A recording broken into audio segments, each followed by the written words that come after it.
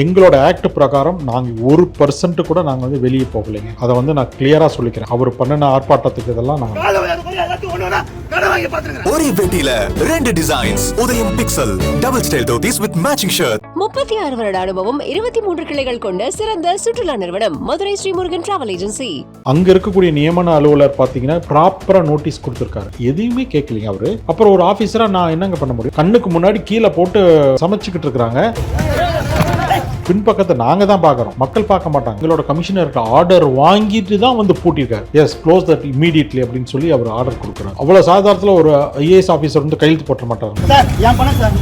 Ride போறேன்னு வச்சுக்கோங்க, இப்ப இத்தனை கடை மூடுறேன்ல, எனக்கு அவங்களுக்கு அதை பந்தமா. ஆனா மக்கள் பாதிக்கும் பொழுது என்னோட கடமையை நான் செஞ்சே ஆகணும். சின்ன கடையை ஆரம்பிச்சு ஆடி கார்ல வந்து அவர் போட்டுட்டு இருக்காருங்க, புரியுதுங்களா? எங்களுக்கு சின்ன கடையும் அதே தான், ஸ்டார் ஹோட்டலும் எங்களுக்கு அதே தான். பெரிய செயின் ஆஃப் ரெஸ்டாரண்ட் அதெல்லாம் நாங்க பார்க்கவே மாட்டோம். ஒன்னே ஒன்று சொல்றேங்க, நாங்க ஒரு கடைக்கு எதிரி கிடையாது. ஒருத்தரை அழிக்கணும்ன்றது அவசியமே கிடையாது. ஒரு கடையை வச்சுக்காங்க, அவங்களுக்கு மேலும் மேலும் நல்லா ஊக்குவிக்கிறது. ஃபைன் ஏதாவது இருக்குமா சார்? அது வந்து அன்ஹைஜீனிக் ஃபைனுன்னு நாங்கள் போடுவோம். ஆக்சுவலாக வந்து 1000 to 5000. எமர்ஜென்சி, மெடிக்கல் எமர்ஜென்சி வருது, ஒரு டெத்து வருது அப்படின்னா எங்களோட ஆக்டே வேற மாதிரி.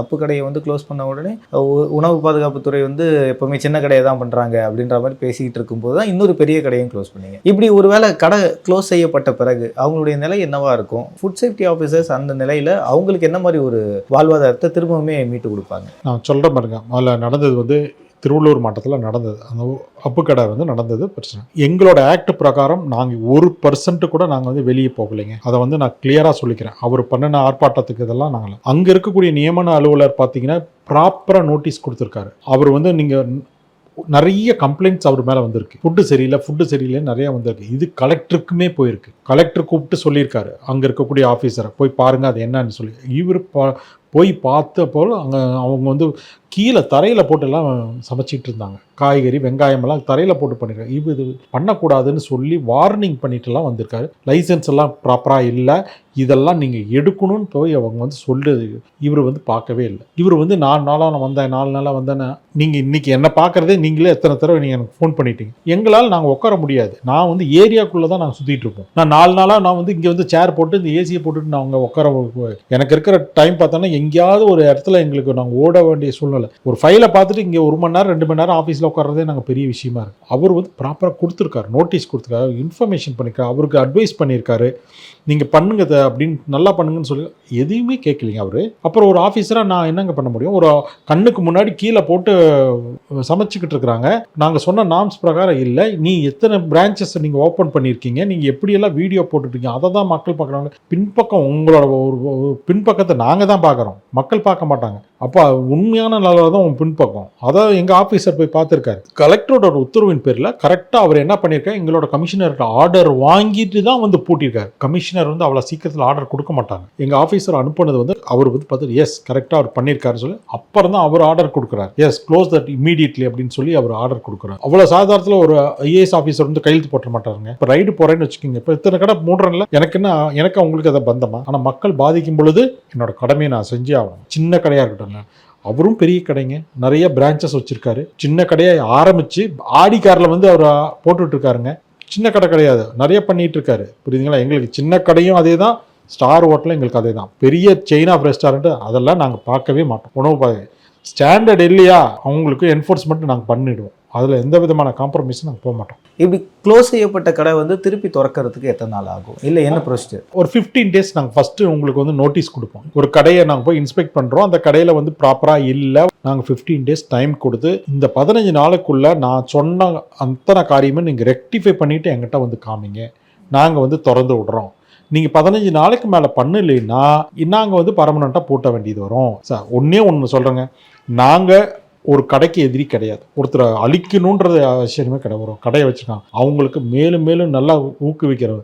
நாங்கள் 2 சைடும் பார்க்கணும். கன்சியூமர் சைடும் நாங்கள் பார்ப்போம், கடைக்காரங்க சைட்லையும் பார்ப்போம். ஏன்னா கடைக்காரங்க தப்பு பண்ணிட்டு இவங்க வந்து அன்ஹைஜீனிக் ஃபுட்டாக கொடுத்தாங்கன்னா அதை நான் ஏற்றுக்க மாட்டோம். அதேமாதிரி கன்சியூமர் வந்து இவங்க மேலே வேணும்னே பொறாமையில் சொல்கிறாங்கன்னா அதையும் நாங்கள் ஏற்றுக்க மாட்டோம். உண்மைத்தன்மை என்னமோ அது பிரகாரம் தான் நான் போவோம்.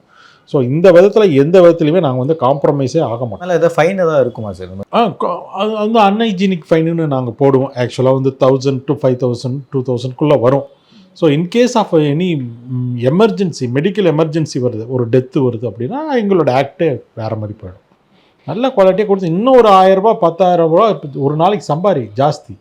நாங்கள் வேணான்னு சொல்லலை, இன்னைக்கோ கட்டுப்பாடு கொடுப்போம். அதுதான் என்னோட aim. இப்போ சமீபத்தில் நீங்கள் பொன்னேரியில் க்ளோஸ் செய்யப்பட்ட அந்த உணவு பாதுகாப்புத்துறை அதிகாரிகள் அதை எதுக்காக க்ளோஸ் செஞ்சீங்க சார்? கொடுங்கியூரில் உங்களுக்கு நடந்த விஷயம் தெரியும். அதில் கொடுங்கியூரில் சாப்பிட்ட அந்த ஒரு பிரபலமான ஒரு ஹோட்டலில் உடம்பு சரியில்லாமல் கிட்டத்தட்ட 40-49 பேர் அட்மிட் ஆனாங்க. அதே மாதிரி ஹோட்டலில் வந்து பொன்னேரியிலும் எங்களுக்கு வருது. ஸோ அங்கேயும் உடம்பு சரியில்லை. உடனே கலெக்டர் எங்களுக்கு உத்தரவிட்றாரு, உடனே அது போய் என்னன்னு பாருங்கள் அப்படின்னு சொல்லி. உடனடியாக நாங்கள் போய் பார்க்கும்பொழுது பழைய சிக்கன்ஸ் கொஞ்சம் இருந்தது, நல்லா பழைய பிரியாணிலாம் இருந்தது. உடனே அதெல்லாம் தூக்கி போட்டுட்டு கதவு மூடி அவங்களுக்கு நோட்டீஸ் 15 நாளைக்கு திறக்கக்கூடாது. எங்களோட நாம்ஸ் பிரகாரம், எங்கள் ஆக்ட் பிரகாரம் ஃபஸ்ட்டு நாங்கள் 15 நாள் வந்து அவங்களுக்கு டைம் கொடுப்போம். அதுக்குள்ளே வந்து நாங்கள் சொல்கிற அத்தனை நாம்ஸும் வந்து கிளியர் பண்ணிவிட்டு எங்களுக்கு வந்து பாண்ட் பேப்பரில் அவங்க எழுதி கொடுக்கணும். இது மாதிரி நான் பண்ணிட்டேன், இனிமேட்டு அந்த தவறுகள் நடக்காது அப்படின்ற சோன்லாம் இருக்கும். அதெல்லாம் எழுதி அவங்க இப்போ சைன் பண்ணி எங்களுக்கு கொடுத்துருவாங்க. ஸோ அதை பேஸ் பண்ணி நாங்கள் வந்து வித்து ரொம்ப ஒரு எச்சரிக்கையோட தான் அந்த கடையை நாங்கள் அடுத்து தரோம். அப்படி திறந்து விட்டு கூட நாங்கள் விட மாட்டோம்.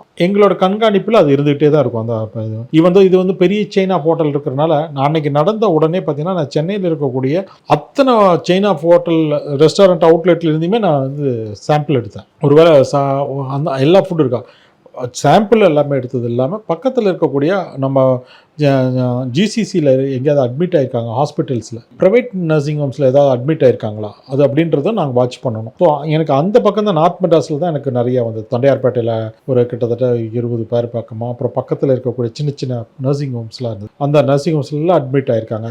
அந்த ஹோட்டலில் சாப்பிட்டேன் அவங்கெல்லாம் இது பண்ணியிருக்காங்க. அந்த இடத்துல போயிட்டு ஃபஸ்ட்டு உங்களுக்கு வந்த தகவலின்படி போலீஸ்க்கு அவங்க போயிட்டாங்க. அடுத்த கட்டமாக நீங்களும் போய் பார்த்துருந்தீங்க. அங்கே என்னென்ன விஷயங்கள்லாம் அலர்ட்ரேஷனாக இருந்தது சார்? எதுவுமே இல்லை, அதுதான் பிரச்சனையே. எல்லாமே க்ளீன் பண்ணிட்டாங்க. நைட்டு நடந்திருக்கு. அடுத்த நாள் காலையில் நாங்கள் போகிறோம், எல்லாமே சுத்தமாக தொடச்சி எல்லாம் சேரெல்லாம் கவுத்து வச்சுட்டாங்க. ஆமாம். அதனால் எங்களால் இப்போ சடனாக போய் நம்ம பார்க்குறோம் அப்படின்னு சொன்னோம்னா, ஒரு பிரியாணியில் பிரச்சனை இருக்குது, இல்லை பூஜை கிடக்கு எதாவது இருக்குன்னா உடனே அந்த பிரியாணியை எடுத்துக்கிட்டு சாம்பிள் எடுத்துகிட்டு மீதி பிரியாணியை வந்து இப்போ எடுத்து கொட்டிட்டு வருவோம். நார்மலாக அதுதான் நடக்கும். இங்கே போனோம்னா எல்லாம் சுத்தமாக தொடச்சி கிடச்சி எல்லாம் பார்த்து நாங்கள் போய் பார்த்துட்டு என்னடா இது ஒன்றுமே இல்லைன்னு, சரி மக்கள் இவ்வளோ கம்ப்ளைண்ட் பண்ணிட்டாங்க அப்படின்னு சொல்லிட்டு அது சென்ட்ரல் கிச்சனில் தானே வந்தது, அது வந்து அலமாதியில் இருக்குது. உடனே அங்கே ஓடு இதை இழுத்து பூட்டி ஷட்டர் பண்ணிவிட்டு நாங்கள் அங்கே போயிட்டு அங்கேயும் போய் செக் பண்ணோம் சென்ட்ரல் கிச்சனில். ஏன்னா மற்ற இடத்துலேருந்து எங்களுக்கு கம்ப்ளைண்ட் இல்லை. ஸோ இருந்தாலும் எங்கள் சந்தேகத்தின் பேரில் தான் அங்கே போனோம். பட் அங்கே கொஞ்சம் நீட்டாக இருக்குது. அப்புறம் தான் நாங்கள் யோசனை பண்ணோம் எதனால் இவ்வளோ பேர் அஃபெக்ட் ஆனான்னு அவங்ககிட்ட கேட்கும்போது அவங்க வந்து அந்த சிக்கன் பாப்ஸ் சாப்பிட்ருக்குறாங்க. அந்த பாப்ஸ் என்ன பிரியாணியாக இருந்ததுன்னா எல்லாம் அங்கே ஒரு இடத்துல தான் பண்ணுறாங்க. ஸோ எல்லா இடத்துக்குமே அது வந்து பாதிச்சிருக்கணும். சென்ட்ரல் கிச்சனில் பண்ணும்பொழுது அது பழைய சிக்கன் போட்டு ஏதாவது பண்ணியிருந்தாங்க அப்படின்னா என்டையர் செயின் ஆஃப் அடிப்பாகும். அதெல்லாம் எதுவுமே கிடையாது. ஸோ இந்த ஒரு ரெஸ்டாரண்ட்டில் வரட்டும் ஏன் வந்தது அந்த பிரான்ச்சில் மட்டும் அப்படின்னு பார்க்கும்பொழுது இந்த சிக்கன் பாப்ஸ் தான் சொல்கிறோம். ஸோ அதோட நாங்கள் எங்களோட அனுபவம் என்னென்னா, நார்மலாக அங்கே வந்து இந்த சிக்கன் பாப்ஸ்லாம் வந்து அங்கேயே வெட்டி ப்ரிப்பேர் பண்ணி மசாலா போட்டு என்னென்ன ஊற வைக்கிறோமோ, தந்தூரி சிக்கனோ இல்லை கிரில் சிக்கனோ எல்லாமே ரெடி பண்ணி ராவாக அங்கே கொடுத்துடுவாங்க. இப்போ நம்ம போய் ஹோட்டலில் அங்கே உட்காந்து நம்ம ஆர்டர் பண்ணோம்னா அப்போ தான் எடுத்து போட்டு பொரிச்சு அப்போ ஃப்ரெஷ்ஷாக உங்களுக்கு கொடுப்பாங்க. ஆனால் பிரியாணி அப்படி பண்ண முடியாது. ஸோ அது அங்கேருந்து வந்து தால்ச்சா இதெல்லாம் அங்கேருந்து வந்துருச்சு. இது அங்கே இதை சாப்பிட்டவங்க தான் அவங்க வந்து பாதிப்பாயிருக்காங்க. ஸோ இப்படி இப்போ பாதிப்பானவங்க சொன்ன இதை பார்க்கும்போது ப்ராபப்ளி அவங்க அனுப்பின சிக்கனை இவங்க ஏதாவது ஸ்டோர் பண்ணி வச்சுருந்துருக்கலாம். அந்த ஸ்டோரேஜ் சரியாக இருந்திருக்காது. அந்த சிக்கன் கெட்டு போயிருக்கலாம். அந்த எடுத்து இவங்க போட்டு கொடுத்தனால உடல்நல குறை ஏற்பட்டிருக்கலான்றது என்னோட அனுமானம். இதுன்னு நான் சொல்ல முடியாது. இது வந்து என்னோட அனுமானத்தை தான் நான் சொல்ல முடியும். ஏன்னா எனக்கு அந்த சிக்கனை நான் கைப்பற்றிருந்தேன்னா நான் பிடிச்சேன்னா இதுதான் காரணம்னு நான் பர்டிகுலராக நான் சொல்ல முடியும். ப்ராப்பராக இவங்க வீட்டுக்கு போயிருந்தாங்கன்னு வச்சுக்கோங்களேன், ஹாஸ்பிட்டல் அட்மிட் ஆவாங்க, வாமிதி பேதி இருக்கும், ஒரு தடவை போகும் 2 தடவை, சில பேர்லாம் 3 தடவை 2 தடவை 3 தடவை போனாங்க மயக்கம் போட்டு விழுந்துருவாங்க. கொலாப்ஸ் ஆகி டெத்துக்கு போயிடுவாங்க, ஷாக்குக்கு போயிடுவாங்க. சிவியர் நம்ம வந்து ஒரு வாந்தியோ ஒரு டயரியாவோ வந்து we should not take it as very easy. ஒரு தடவை 2 தடவை போச்சுனாவே வி ஷுட் பி அலர்ட். ஏன்னா ஒரு நீரியல் நிறையா ஏற்பட்டதுன்னா கொலாப்ஸ் ஆகிடுவாங்க. பாத்ரூம்லேயே கொலாப்ஸ் ஆகி விழுந்துருவாங்க. டாய்லெட் போயிட்டு இருக்கிறச்சு நாங்கள் நிறைய கேசஸ் நான் ஜிஹெச்சில் மெடிக்கல் காலேஜில் இருக்கிறப்போ நான் பார்த்துருக்கேன். பாத்ரூம்லேயே இறந்துருக்காங்க டயரியா போன கேஸ் எல்லாம். அதனால பாத்ரூம்லாம் பார்த்தீங்கன்னா திறந்து வச்சுருப்பாங்க. ஆக்சுவலாக வந்து ஸோ இட்ஸ் வெரி டேஞ்சரஸ். இந்த மாதிரி யாருக்காவது சாப்பிட்டு விடல்நிலை ஏற்பட்டதுன்னா ஃபுட் பாய்சனிங் சொல்லக்கூடாது, வாந்தி பேதி காய்ச்சல் அது மாதிரி வந்ததுன்னா மயக்கம் வர்ற மாதிரி இருக்க முடியும்னா தயவுசெய்து பக்கத்தில் இருக்கக்கூடிய ஹாஸ்பிட்டல் டாக்டர் கன்சல்ட் பண்ணுங்கள். அப்படின்றப்ப நம்ம உயிர் சாதாரணம் நிறைய தடுக்கலாம்.